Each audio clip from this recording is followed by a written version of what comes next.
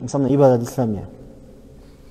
Осы Орта Азия, Өзбекстан және Орта Азия мұсылман ғалымдарының жазған кітабы. Осы өңірде намаз қалай айтылады, оқылады? Солай намаз оқу керек. Бұл жағы бұл өңірде қол көтермеуге бүйтіп, қол көтермеу керек. Сіз сол қол көтермеуге намаз болмай қалмайды емес. Шафии мазхабы көтереді. Шафии мазхабы көтере берсін өзінің жерінде. Бұл Ханафи халқының жері. Бұл жерде көтермейсіз деңіз. Қазақтың барлығы осы уақытқа шейін кіндіктің астына қол қойып оқып келді ғой. Намаздың фарызы 6. 6 фарыз орындар бар, болды, намаз ол, бітті. Намаз не? Қиям, руку, сәжда, қырағат, соңғы ат-тахият. Жаңа 6 фарыз бар ғой, ішкі фарыздар. Сол орындап тұр ма? Болды. Анау меліс жағын амалдар, кішкентай амалдар. Соған бола фитна шығарып, бұл жерде қалыптасқан дәстүрді бұзбау керек. Бұл жерде өзінің ғалымдарының қалыптасып кеткен тәртібі бар. Сол тәртіппен істеу керек. Ауызбіршілікті бұзбау керек. Содан кейін жаңа жердегі фитна шығады. Біз әр жердің өзінің бұл ғалымдардың даналығы керемет қой, қарап отырсаң, таң қаласың. Жаңағы айтып отырмыз ғой. 5 уақыт Алланың пайғамбардың шапағатын тілейміз. Басқа қай уақытта тілейміз? Мысалы өз басым. Азаннан кейін жұмыстамыз. Азан айтқан деген айтамыз. Уарзуқна шафаату деп. Оны алып тастасақ бітті ғой, вообще айтпай қаламыз ғой, шапағатты. Түсінесіздер ме? Сол үшін сондай несі. Енді бүгінгі тақырыпқа келетін болсақ, тафаккур ва шукрана баяна. Адам құр жүре бермеу керек. Адам әр уақытта пікірде болу керек. Пікір. Одан кейін пікір қып болғаннан кейін шүкір жасау керек. Шүкірлікпен пікірде болу керек. Мына бап сол үшін қосып отыр. Мысалға, Құранда аят бар астазы. Роббана ма халақта хаза батилан субханака фақина азабаннар. Жаңа мұсылман адам дейді, далаға шығып, айға қарап, күнге қарап, тауға қарап, суға қарап, жерге қарап, айналадағы бар нәрсеге қарап, мына бір Құдайдың кереметін ай. Мына аспандағы сансыз жұлдызды қара. Ана айды қара. Күнік сайын атып атқан күн менен батып атқан күнді қара. Ағып атқан суды қара, ішіп атқан. Бұның бәрі Алланың бір құдіреті ғой, кереметі ғой деп, соны мұсылман адам тафаккур қылады. Роббана, ей Раббымыз, ма халақта хаза батила. Мынаның барлығын сен бекерден-бекер жаратқан жоқсың ғой. Қандай керемет қылып жаратқансың мынаны? Деп мұсылман әндеше қылады, тафаккур қылады, пікір жасайды. Деп Алла тағала мұсылман сипаттап жатыр. Түсінесіздер ме? Біздер әр уақытта Алланың шексіз құдіретіне қарап біздер пікірде болуымыз керекпіз. Сөйтіп пікір жасап, одан кейін барып шүкірлікте болу керекпіз. Шүкірлікте болу керекпіз. Кеше бір кітаптан көзім түсіп қалды. Мына кімнің осы мына Инстаграмның арқасында бір кісілермен танысып қалдым. Осы бүкіл дүние жүзіне тарап жатыр ғой нәрсе. Павлодарда кісі өткендегі. Сол кісі танысып, звондап, тауып жаңағы. Сонымен жаңағы бір кітаптар бар екен, ол кітаптарды беріп, сол кісінің кітаптарын ақтарып отырсам, жаңағы жердегі WhatsApp-пен жіберді. Имам Азамның бір сөз келіп қалды. Сол Имам Азамның сөзді жазыпты. Имам Азам рахматуллахи сұрапты. Адамның иманын айырылып қалатын қандай қауіпті жағдайлар бар депті. Мұсылман адам. Бірақ иманнан айырылып қалу қаупі бар. Осы қандай адам сондай қауіпке жатады, сол адам сондай қауіпте тұрады. Соны айта аласыз ба деп сұрапты. Сөйтсе Имам Азам айтты, 3 жағдай бар депті. 3 жағдай бар, адам иманын айырылып қалу қаупі бар депті. Бірінші жағдай депті, бірінші жағдай. Иманы бар екендігіне шүкірлік жасамау депті. Иманы Құдай иманмен жаратқандығына шүкірлік жасамау, ол бірінші қауіп. Шүкірлік жасамады ма, Алла тағала одан иманды алып қояды депті. Екінші жағдай депті.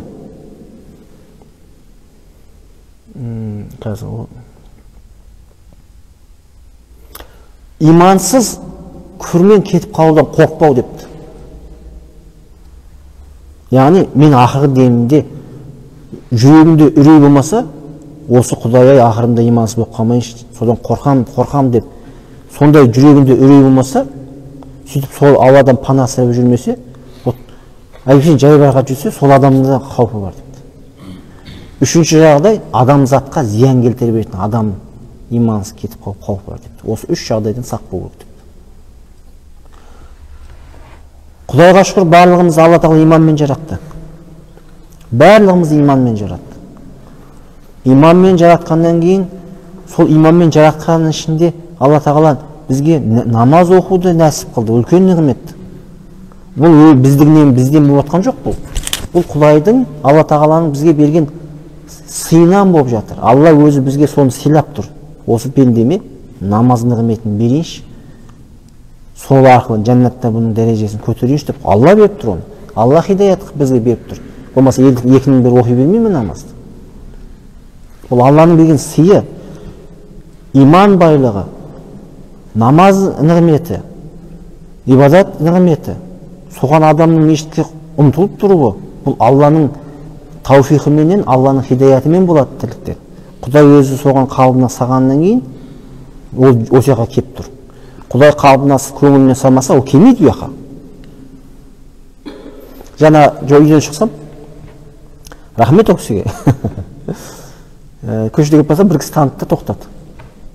Жүріңіз, қайға барасыз, апарып тастайын деп. Мешітке баратым, жаяу шығып менен.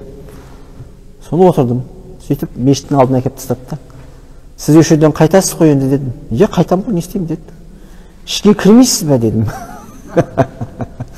Сөйтсем, Құда қаласа нәсіп болса кіреміз ғой, бала шағамыз бар, 6 баланы бағу омен емес деп енді ақталып жатыр да. Ана мешіттегілердің ешқайсының бала шаға жоқ, өңшен бойдақтар отыр дедім. Олардың бойында қаны жоқ, өңшен бойдақ, бала шаға жоқ, өңшен бойдақтар отыр мешіттің ішінде дедім. Рас па? Құда қаласа Алла нәсіп болса кіреміз ғой. 6 бала шаға бар, соны бағу керек, соның қамы бар деп деп кетіп барады. Мен айтамын да, мешіттегі бір бойдақ, бала шаға жоқтар істейтін тірлігі жоқ, сосын мешітке отырма дедім. Сол сияқты Алла нәсіп қылған адам келеді бұл жерге. Сөзсіздер ме? Сөйтсем күледі, кесейші мешітке деп сөйтіп жатырмын да оған. Сол үшін үш жағдай. Екінші жағы иманға, намазға біздер шүкіршілік жасауымыз керек, шүкіршілік жасауымыз керек. Екінші жағдай қорқып, әрқашан үрейде болуымыз керекпіз. Кетер уақытымызда имансыз кетіп қалмайықшы деп үрейде болу керекпіз. Жайбарақат болмау керек. Үрейде болғаннан кейін ол адам не істейді? Ол әр уақытта Алла тағалаға сүйеніп тұрады. Я Алла, мен имансыз қойма. Я Алла, мен имансыз қойма деп, ол Алла тағаладан жалбарынуда болады. Түсіністер ме? Жайбарақат жүрген адам оны ойламайды. Сол үшін имансыз кетіп қалудың үш жағдайы деген, біріншісі иманы барлығына шүкіршілік жасамау. Шүкіршілік жасау немен болады? Бірінші орында Аллаға намаз қылып сәжде жасаумен болады. Аллаға құлшылық жасамағандық, сол иманына шүкіршілік қылмағандық сол. О Алла, мен имандық қойғаныңа шүкір деп сәждеге басыру керек. Түсіністер ме? Дәрет алуды, ғұсыл алуды білмеудің өзі қандай не? Бізге соны білдіріп қойған Алла тағала. Барлығы білу керек. Мұсылманның негізі жалпы барлығының міндеті ол. Дәрет алуды білмейтіндер де бар. Ғұсылдың уәжібі парыз екенін де білмейтіндер де бар. Мұсылман адамдар. Түсіністер ме? Енді қауіп жаңағы.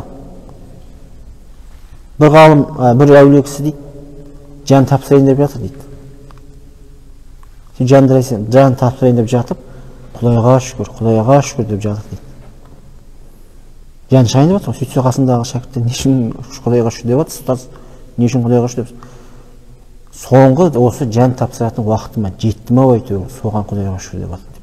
Оған не үшін Құдайға шүкір деп жатырсыз? Өлейін деп жатырсыз ғой сіз депті. Өмір бойы имансыз кетіп қалам ба деп қауіп қылып жүруші. Имансыз, осы бір күнәға батып, күнә кәбире жасап, бір фасықтың тірлігін істеп, бір бадбақтың, бақытсыздың тірлігін істеп, ақыретіме зиян тигізіп алам ба деп қорқып жүруші. Шайтанның азғыруы, нәпсінің бәлекетіне еріп. Әйтеуір таза келді ма осы уақытыма? Енді Алла тағалаға таза иманды тапсырып алсам, Бұдан маған артық бақыт жоқ. Осы уақытқа шейін күтіп келгем. Әйтеуір ештеңкеге ілінбей, ештеңкені бүлдірмей, осы уақытқа жеттім ау әйтеуір. Енді Алла Тағала иманменен өзің алла көр деп жатыр дейді жаңағы әулие. Осы уақытымды өлгенше күтіп осы өлетін уақытымды. Сонда өмір бойы үреймен жүріп ем дейді. Имансыз болып қалам бекен. Күфір тірлік істеп қоям бекен деп. Сол үшін жаңа имам Азам айтқан сөз сол. Үш нәрсе адамды имансыздық қояды деген. Иманы барлығына шүкіршілік жасамау, имансыз кетіп қалудан қорықпау, және адамға жәбір көрсете беру, басқа адамдарға. Осы үш нәрсе не істейді? Адамды имансыз, соңғы уақытында имансыз кетуіне себеп болады дейді. Сол жаңа жердегі біздер әр уақытта шүкіршілік жасауымыз керек болады. Әр уақытта тафаккур ва шүкіршілік. Ау? Дәретханан кілті дейді. Ашық еді ғой қазір. Көрсетпеші. Енді жайтып отырмыз ғой аятта өзі. Алла Тағала өзі біздерге тафаккур қылып пікір жасауды уәжіп қылған. Тафаккур мағынасы не дейді? Тафаккур мағынасы махлуқатны көріп, жаратылысты көріп, Алла Тағаланың құдіретіні пікір андеша қылып, сана ва тәсбих айтпақ мағынасындаdır. Яғни бүкіл жаратылысты көріп, Алланың құдіретін көріп, соны пікір жасап, Алла Тағалаға мақтау айту, Алла Тағалаға тәсбих айтуды, соны тафаккур дейді. Тафаккур қылмақ лазым ба? Бізге тафаккур қылу керек па дейді. Әлбетте лазым, уәжіптір, уәжіп. Біздерге әр уақытта тафаккур қылып жүру, пікір жасап жүру, Алла Тағаланың құдіретін, ол уәжіп амал. Оған жаңа аят. Раббана ма халақта хаза батилан субханака фақина азабаннар. Жаңағы аспан, жер, көк бәрін көреді де мұсылман дейді. Ей Раббым, мынаның барлығын сен бекерден бекер жаратқан жоқсың ғой. Раббана ма халақта хаза батила. Субханака сен пәксің, фақина азабаннар. Бізді тозақ отыңнан қорға. Деп сөйтіп пікір қылып жүреді мұсылман адам деп Алла Тағала мұсылман адамды сипаттап жатыр. Осы тафаккур қылатын адам сипаттап жатыр. Сол үшін біздер әр уақытта тафаккур. Не нәрсені пікірлеуіміз керек болады енді? Сол тафаккурды не ойлауымыз керек болады? Көреміз дейді. Алла Тағала жер аспанды, автоба башқа махлуқатларын, автоп деген күн, күнді және басқа да махлуқатларды халық қылып, яғни жаратып, бенделерінің кәсіп харакат қылмақлары үшін har күні ертебеден автоп шығып, бүтін ер yüzünü раушан ва ярық қылады. Күніге біз әрекет жасасын деп күн шығады. Осы адамзат жаңағы әрекет жасасын деп күн шығады. Жарық қылады бізге көрінсін деп, осы айналадағы тіршілік. Көз жарық қылып, ва кешесінде рахатланмақ ва истирахат етмек үшін автоп ойып болады. Кешкі жақын осылар демалсыншы деп, күн жоқ болып кетеді. Қазір медицинада жазып жатыр. Оқысаң таң қаласың. Түнде де күн тұрып алса қандай болады? Сонда медицина кітап жазыпты. Мен өзім оқығанымда таң қалдым. Адам ұйықтап жатқан кезде бөлмесіндегі бүкіл шарықты өшіп тастау керек екен. Бүкіл шарықты өшіп тастау керек. Бөлмеде жақын көрші бөлмедегінде де өшіп тастау керек. Егер адам ұйықтап жатқан жерде көзіне жарық түсіп жатса, көз жұмылып тұрса да. Егер адамның денесіне жарық түсіп тұрса, денеден анау ұйқының нелері бөлінбей қалады екен. Гормондары бөлінбей қалады екен. Меламин деген бір гормон бар екен. Адам қап-қараңғы бөлмеде жатқан кезде ғана сол жаңағы гормон бөлінеді екен да, ол гормон адамды бүкіл денесіне демалдырады екен. Ал егер адам жарық бөлмеде жатса, түнде, ол гормон бөлінбейді қалады екен да, адам жаңағы организм демалмайды екен. Соны бір статьяны оқып қалдым сондай. Сіз енді медиксіз ғой, білесіз ғой, меламин бет. Если сол меламин деген бір, мен жаңылмасам, сол меламин бір гормон бар екен. Или сол, жоқ, онда басқа мен. Меламин онда, о да мені шатастырып. Мадан келіп бір гормон бар. Сонда ана жазыпты. Ұйықтап жатқан кезде бүкіл жарықты өшіріп жатыңыз. Ана гормон, сіз ұйықтап жатсыз, көзіңіз жүріп жатсыз, бірақ денеге түсіп тұрса, жарық түсіп тұрса, ана гормон бөлінбей қалады екен. Сөйтіп адам демалмай қалады екен. Құдайдың құдіреті бар емес. Соны Алла тағала осы адамзат демалсын деп күнді жоқ қылып жібереді. Енді қазір бізде свет бар ғой, баяғы заманда свет жоқ қой. Мелатонин болу керек сол. Сондай бір нәрсе болу керек. Енді медиктер біледі, мен өзім бұдан келеді әйтеуір. Жаңағы меламин ол шаштың түс беретіні. Ол меламин шаштың түс береді. А мелатонин жаңағы ұйықтаған қызға бөлінеді. Сонда Алла тағала көрмейсіз бе? Адамзат демалсын деп күнді жоқ қылып қояды.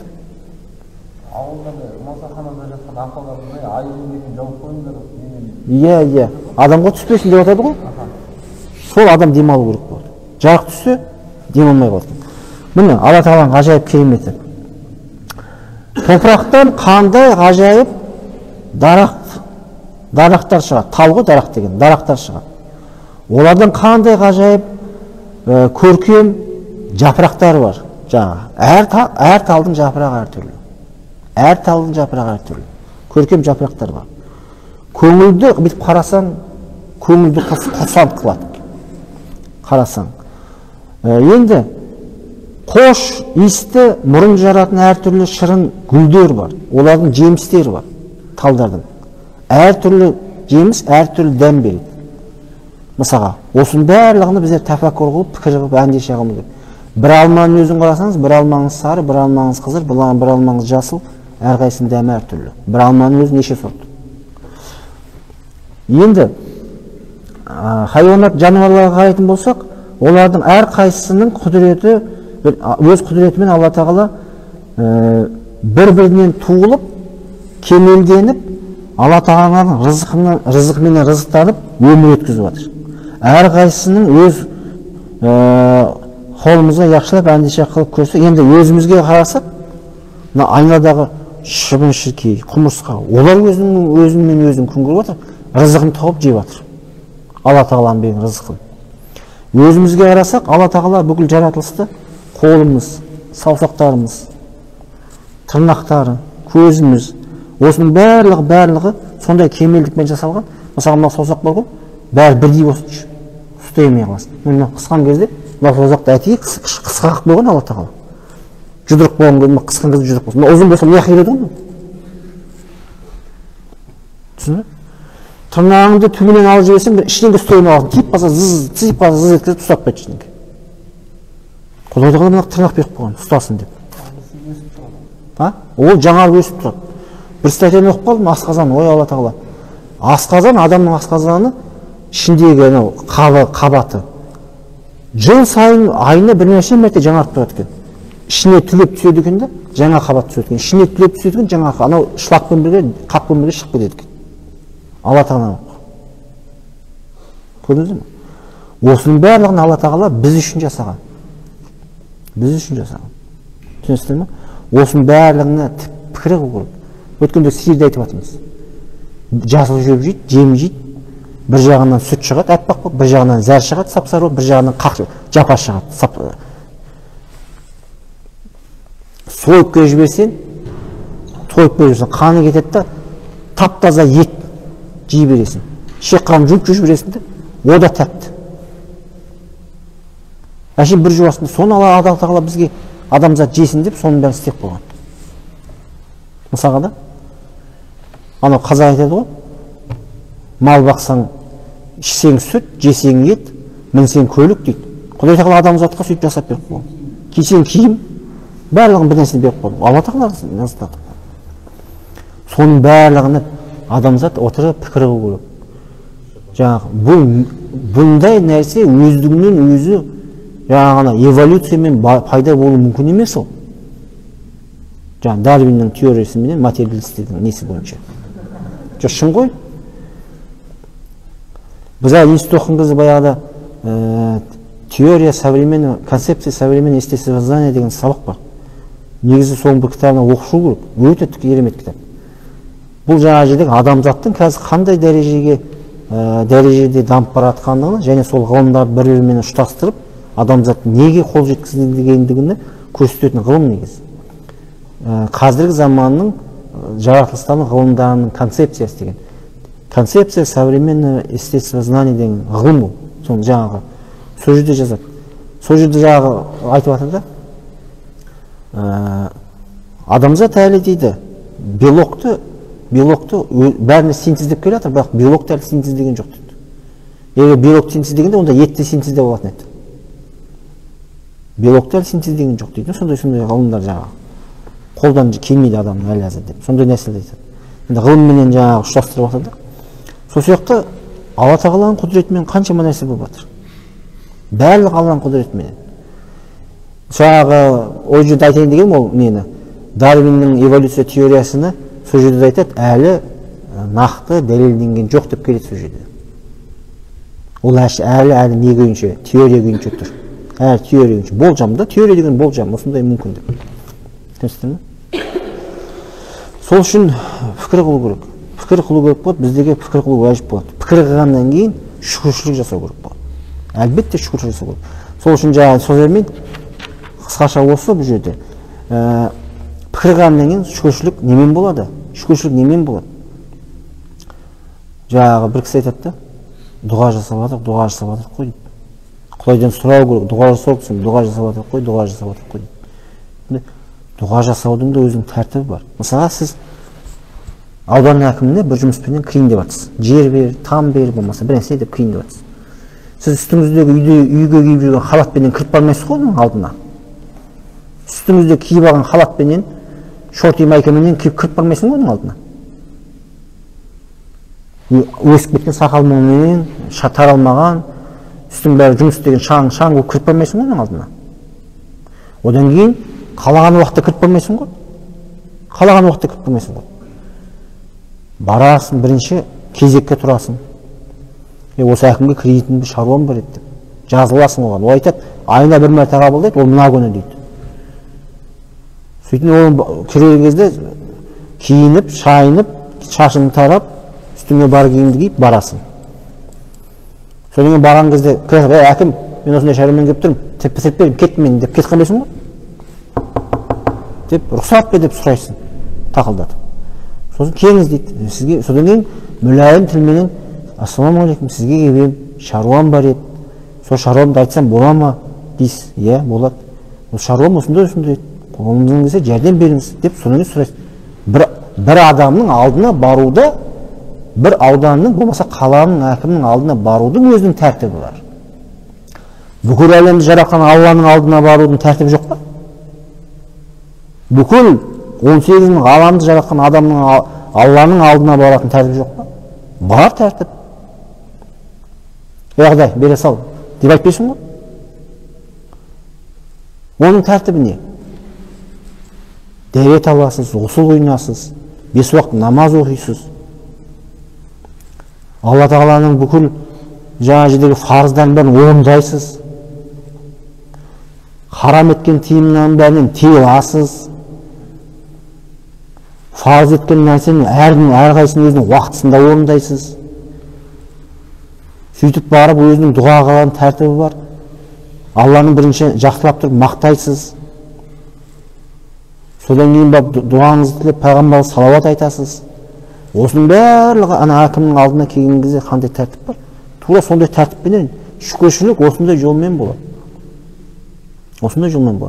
Қалай болса болады? Бір қаланың әкімнің алдына бір жұмыспен барарда сонша тәртіп бар екен, бүкіл әлемді жаратқан Алланың алдына барарда тәртіп жоқ деп ойламау керек.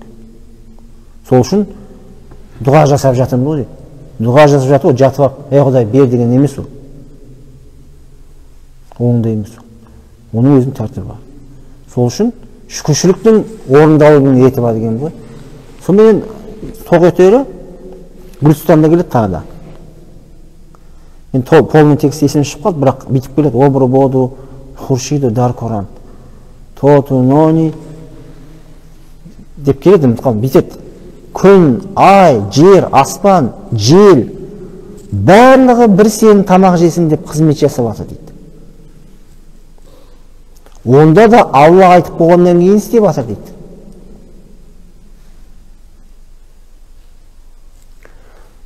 Бүкіл жер, күні бар, айы бар, жері бар, топырағы бар, өзені бар, су бар. Осы адам жейсін.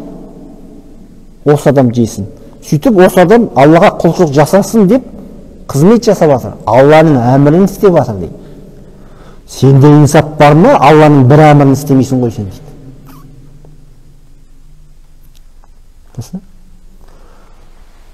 Осының барлығын Алла бізге бағындырып қойған. Мына әлемнің құбылыстары, процестері жүріп жатқан. Осы айналым барлығы адамзат рызықтансын деп Алла істеп қойған. Адамзат рызықтансын деп Алла істеп қойған. Сөйтіп ибадат жасасын деп Алла істеп қойған. Енді 18-дің әлемін жаратқан Алла Тағала осы пендем рызықтансын деп осының барлығыны саған қаратып болған екен, сенде ынсап бар ма өзі?